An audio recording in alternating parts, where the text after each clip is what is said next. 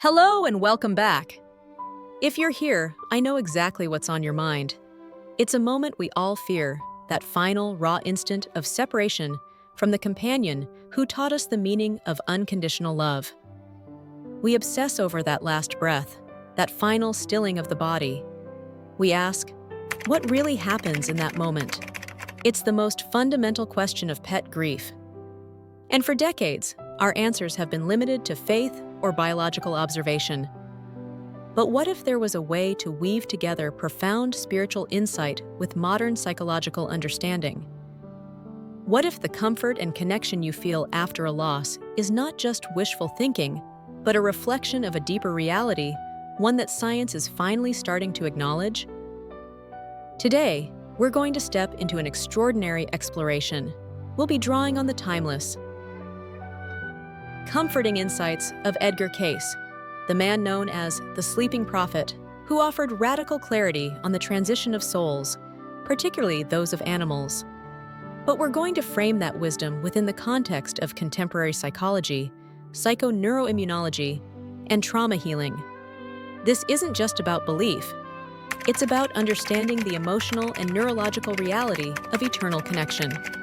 So, take a deep breath. Let's talk about that exact moment, the passage from this world to the next. Cayce was categorical in his psychic readings. Death is not an abrupt end, but a smooth, organic transition. For our dogs, that passage, he suggested, happens even more gently than it does for humans. Why? The key lies in the psychological load we carry. We humans are burdened by the weight of ego, existential fear, and complex, often limiting beliefs about death. We accumulate shoulds and coulds throughout life. Our dogs, in their inherent wisdom, do not. They live in a state of continuous, embodied presence. They simply allow the process to unfold. Psychologically, this is fascinating. We can parallel this with the concept of the ego death, or the natural process of letting go. When a dog reaches the end, there is no psychological defense mechanism fighting the inevitable. Their consciousness, according to Cayce, does not extinguish. It expands. He described that moment as a gentle awakening, much like waking from a deep sleep into a luminous morning. Here's the first, most comforting truth: the physical pain that may have accompanied your animal in its final days or hours. The chronic arthritis, the labored breathing, the weary heart disappears instantaneously. There is no more diseased body. There is only a sensation of absolute lightness. Imagine the profound relief in that moment. The dog you knew and loved, who was constrained by a fragile physical form, is suddenly fully free. During their physical life, your dog's magnificent perception, their ability to smell a rabbit trail 2 days old or hear a sound miles away, was filtered through the senses of the body. They saw, smelled, and felt through biological receptors. But at the moment of transition, those filters fall away. Consciousness is freed. Cayce suggested that suddenly, your dog perceives dimensions of reality that have always been there, but were invisible to the physical eyes. It is as if someone turned on all the lights in a house you've always inhabited in a peaceful darkness. This spiritual description has a fascinating parallel in modern science through the study of end-of-life experiences in humans. In these moments, patients often report profound feelings of peace, a sudden sense of understanding, and the perception of a brilliant, enveloping light. While often dismissed as purely neurochemical, a natural flooding of endorphins, the emotional outcome is the same: clarity, peace, and the absolute absence of fear. And that brings us to the second profound comfort.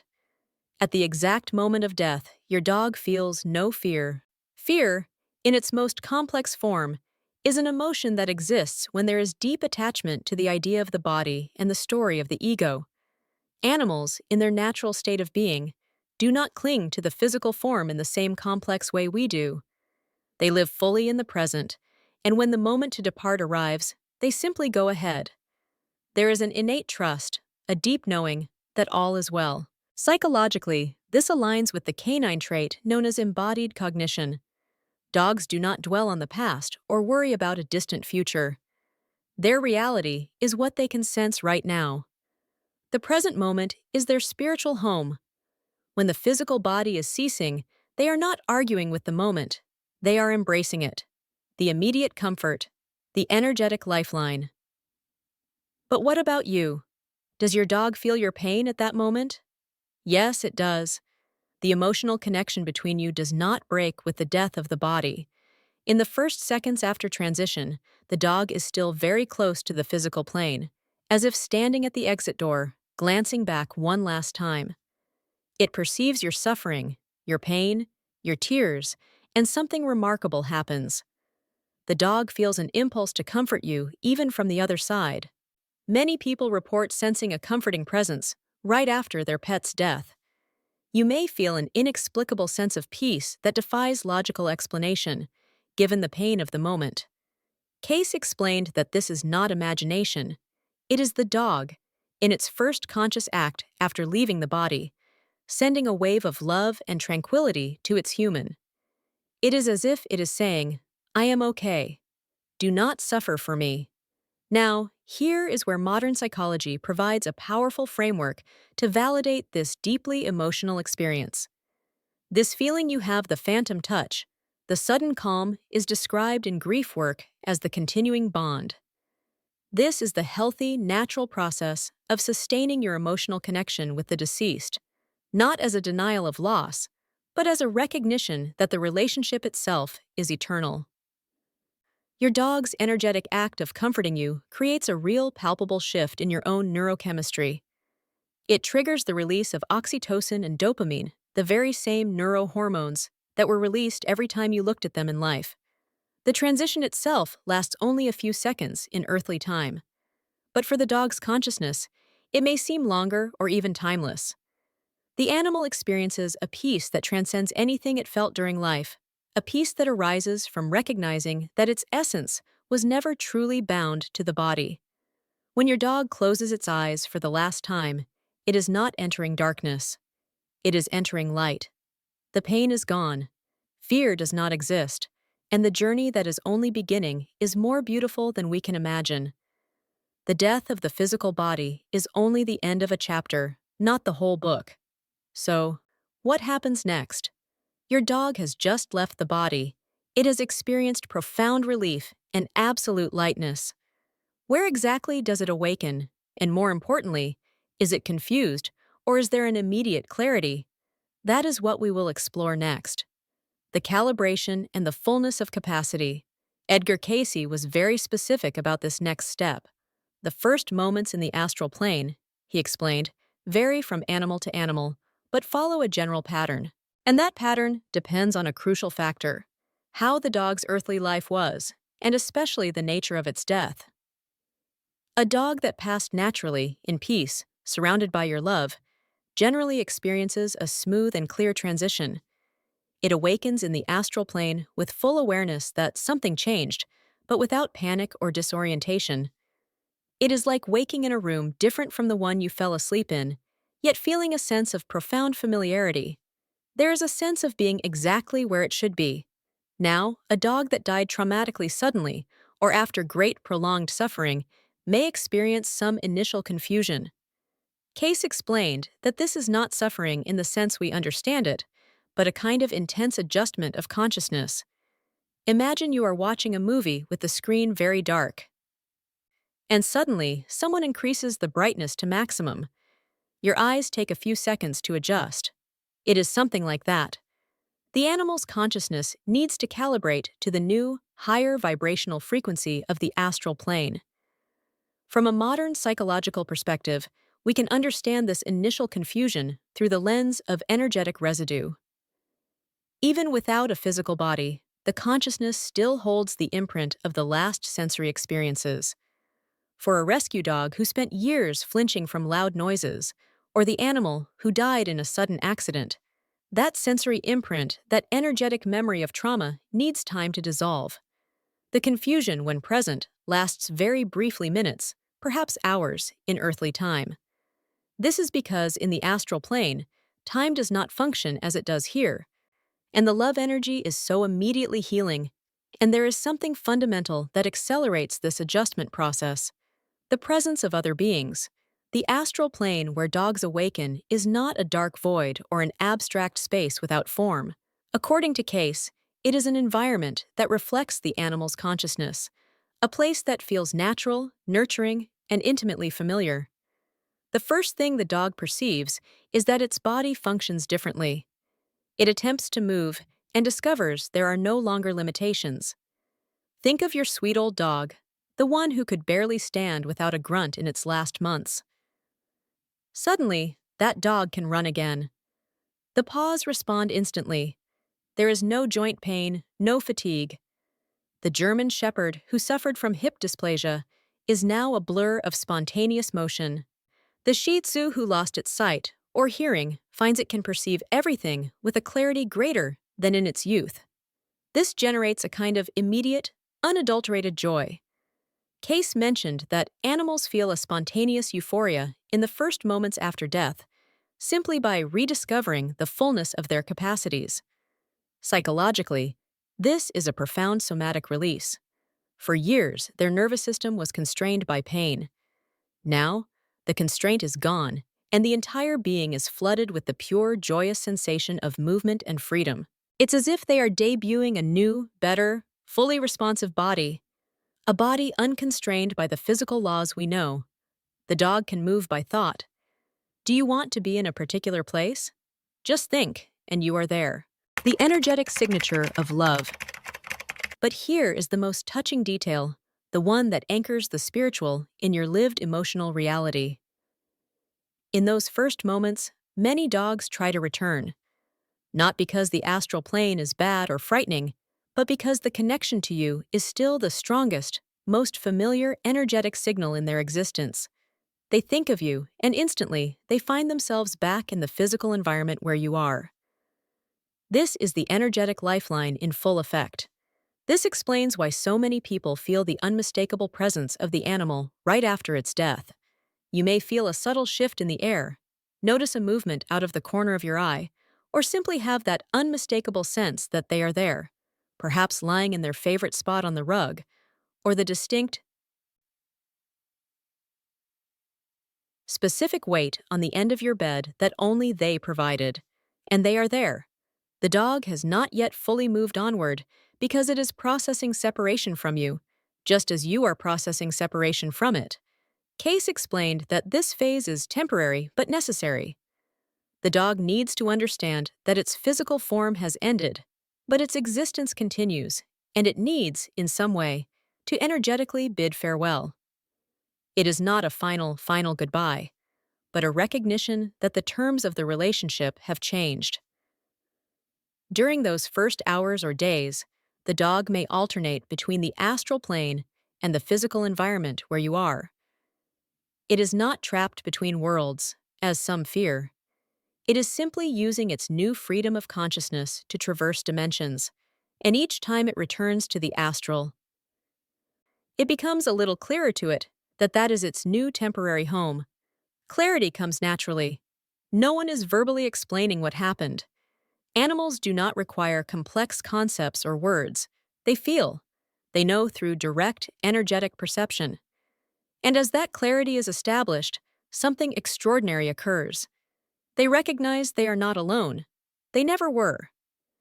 The initial confusion, if it existed, dissolves completely at the moment the dog recognizes the presences that came to receive it. And those presences are not strangers. They are faces, energies, essences that the animal knows deeply.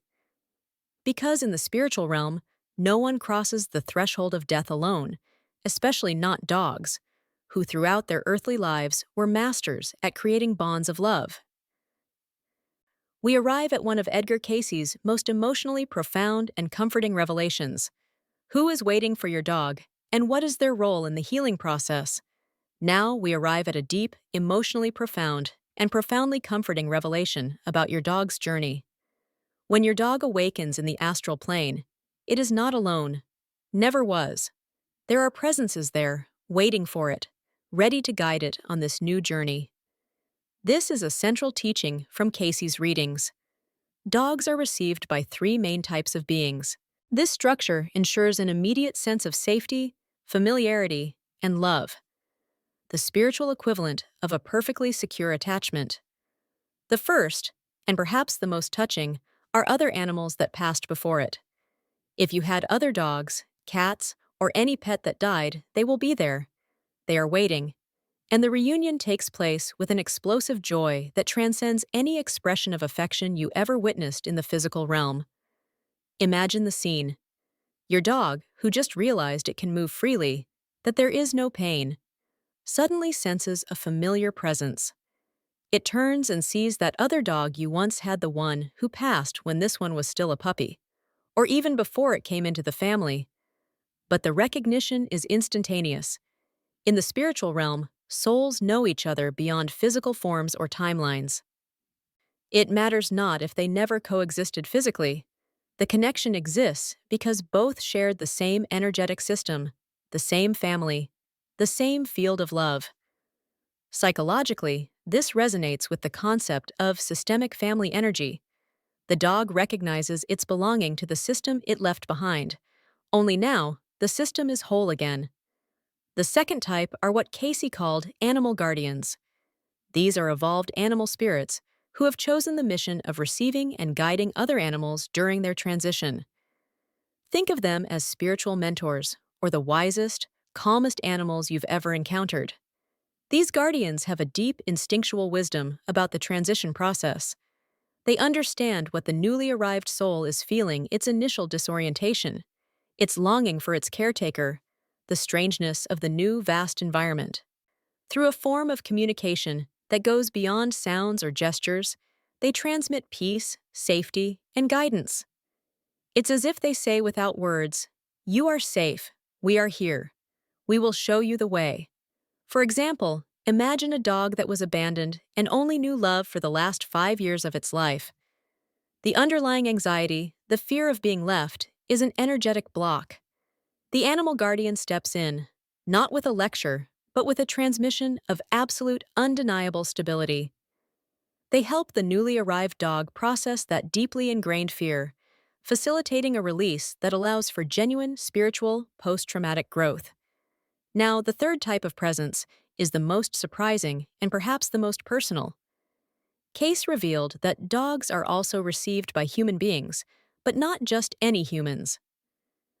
These are people who had a special connection with animals during their earthly life, caretakers who passed on before, who deeply loved animals, who dedicated their lives to caring for and protecting them. These human souls choose to stay close to the plane where animals transition, offering their love and care. It could be your grandfather who passed away years ago and loved dogs just as much as you do. It could be a family member you never met personally, but who, in the spiritual realm, maintains a connection with the family lineage. When these human souls appear to receive your dog, they bring with them an energy the animal instantly recognizes: the energy of family, of home, of the unconditional love it knew on Earth. This reunion provides an immediate feeling of secure attachment. Your dog is not being welcomed by strangers. It is being welcomed by a community of souls who are part of its lineage of love, the sacred duty of the connector soul. But the reunion is not only emotional, it serves a practical and vital purpose. These beings, whether animals or humans, help the newly arrived dog understand where it is and what happens next. They introduce the spaces and explain, through energy and feeling, how the new reality works. Cayce described that in the first moments, dogs still carry some behavioral patterns from their earthly life. A dog who was overly protective may still try to guard its surroundings. A dog who was immensely playful will still want to engage in earthly-style play. The guardians allow that. They don't force a sudden change. They let the animal express its nature while gently helping it expand beyond those limitations. And here is a detail that will touch your heart deeply. Among all the beings who receive your dog, there is always at least one who has a specific, crucial task. This soul is responsible for keeping the dog connected to you. Let's call them the connector soul, because while you are still alive in the physical plane, the bond between you remains active, pulsing, and real. The connector soul must help your animal navigate that connection without getting lost in it, without becoming stuck between the worlds. This specific guardian will teach your dog something fundamental. It can feel you. It can send love to you. It can even visit you energetically, but it cannot remain permanently anchored to the physical plane. There is a journey ahead for it: evolution, complete healing, and preparation for what comes next. And this brings us back to you. The grieving caretaker, the connector soul, will implicitly communicate that the dog's ability to move forward with lightness depends on your ability to process your pain and consciously release them with love. This conscious release is one of the greatest gifts you can give your companion.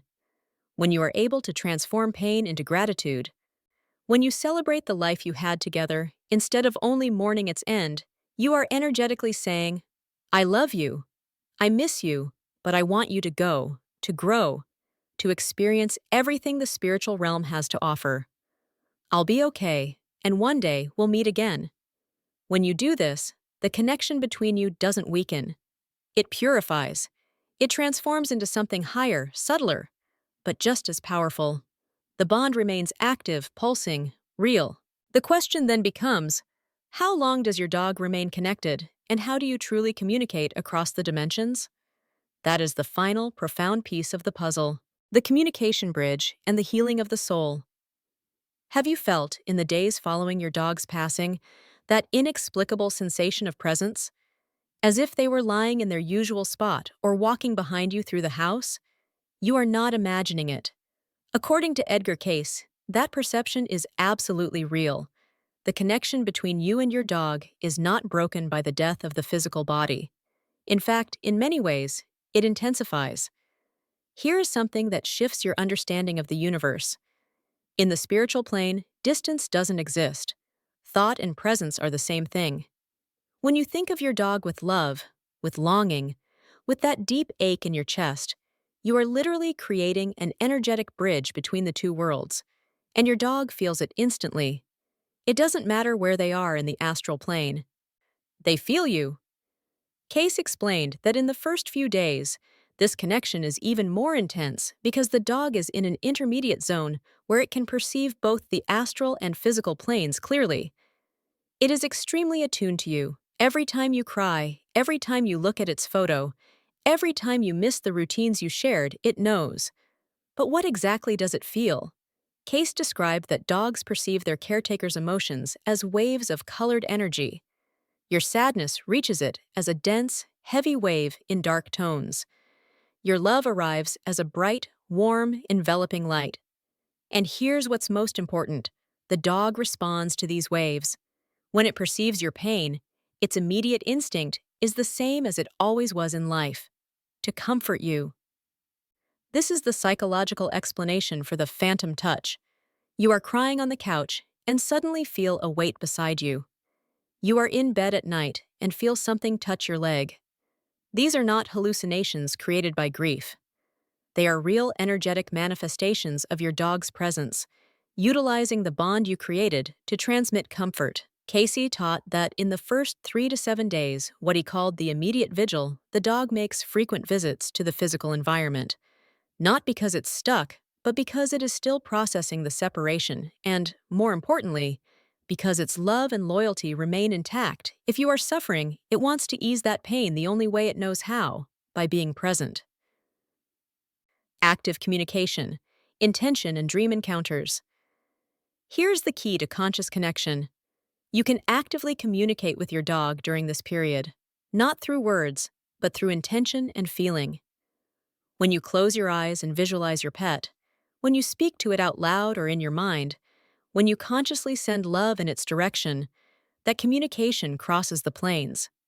It receives it, it understands, and it responds by sending back waves of peace and comfort to you. This aligns perfectly with modern research into the power of focused intention and the non-local nature of consciousness. That phrase you whisper to a photo, "I hope you're okay, my love," is a real energetic message, and its response often comes in a profound way. Dreams. Cayce emphasized that when you dream of your dog soon after its death, especially if the dream feels extraordinarily real and vivid, it is not just your subconscious processing the loss. It is a genuine meeting in the astral plane. During sleep, your consciousness shifts to frequencies closer to the plane where it is. In these encounters, you can be together again. Pay attention to these dreams. If your dog appears healthy, young, happy, running freely, that is not wishful thinking. That is a message, a definitive statement from them that they are well and unbound. If, in the dream, it approaches you, touches you, or simply looks into your eyes with that deep, knowing gaze, it is saying, I'm here. I still love you. I'm okay. The spiritual healing of trauma. Now we arrive at a deep and transformative aspect. Spiritual healing. You might think they're free of the sick body, no longer in physical pain. Surrounded by love, what else needs to be healed? Cayce's answer is clear. Spiritual healing goes far beyond the body. It touches emotional scars, stored fears, and trauma. Every dog accumulates dark impressions throughout life. The memory of being abandoned, the fear from a previous abusive home, or the prolonged suffering of a painful illness. These energetic marks are imprinted on the consciousness. Imagine the rescued dog who carried a deep, nonverbal belief that they could be left behind again, which caused their lifelong separation anxiety. The body dies, but the mark remains. The astral plane offers a natural process of healing for these marks. It's organic, gentle, and deeply loving. The spiritual guardians play an active role, working energetically to help dissolve these blockages. This doesn't happen through conversation. It happens through presence, through energetic touch, through direct transmission of unconditional love, what Cayce called the Creator's light, pure love frequency. A guardian transmits a truth. You were never truly abandoned. That experience was just a part of a path that led you to love. The mark begins to dissolve. It isn't erased, but it loses its power to cause pain. It becomes a neutral memory, part of the story, but no longer an open wound. This is the spiritual equivalent of trauma resolution. This healing process also includes the expansion of consciousness. The dog, freed from the limitations of the canine brain, suddenly perceives things it never noticed before. It understands the deeper connections of its life. It's like moving from seeing the world through a tiny window to standing in an open field with 360-degree vision. The guardians help it navigate this new vastness, ensuring it remains itself, but recognizes it is part of something much greater, a soul's journey, a mission of love, the energetic anchor, and the conscious release. This healing process brings us back to you, the caretaker, and the question of timeline. How long will they stay around? There is no fixed timeline. Every soul is unique, but there are phases. 1. The immediate vigil, 3 to 7 days. Extremely close to the physical plane, frequent energetic visits. 2. The second phase, 2 to 6 weeks. Signs become less frequent, but don't disappear. Vivid dreams, sudden peace. 3. Full integration, 6 weeks to 3 months. The dog has completed its life review, healed its wounds, and is fully adapted to the spiritual plane. Visits become rare, a sign they are fully engaging in the next phase of their existence. The physical, energetic closeness lasts a few weeks to a few months in most cases, but the connection on a soul level is eternal. And this brings us to the profound twist. The way you deal with grief directly affects your dog's spiritual journey. When you remain in deep, inconsolable pain for a long time, it creates an energetic anchor. You are not negatively preventing them from moving on, but you are causing them to choose to stay around you longer, delaying their own full healing and evolution. It's the ultimate act of loyalty, but it slows their progress. On the other hand, when you are able to transform that pain into gratitude, when you celebrate the life you had together instead of only mourning its end, you are performing the conscious release. You are saying, with the full power of your heart, I love you. I want you to go to grow, to experience everything the spiritual realm has to offer. I'll be okay, and one day, we'll meet again. This conscious release is the ultimate selfless gift. The beautiful paradox is this: when you release them with love, the connection between you doesn't weaken, it purifies. It transforms into something higher, more beautiful, and just as powerful. Cayce ended his readings on this topic with a beautiful image. Imagine the universe as a great circle. You and your dog are 2 points on the circle's perimeter. In physical life, it may seem like you are on opposite sides, separated by the greatest distance possible. But in truth, you've never moved away from the center of the circle. And the center of that circle is love. You are both equally close to that center, equally immersed in that love. And at the right moment, when the circle of your respective journeys converges again, you will meet. And it will be as if you were never apart. Because in the realm of true love, separation is only a temporary illusion, a necessary experience for growth, but not a permanent truth. Your dog knows this.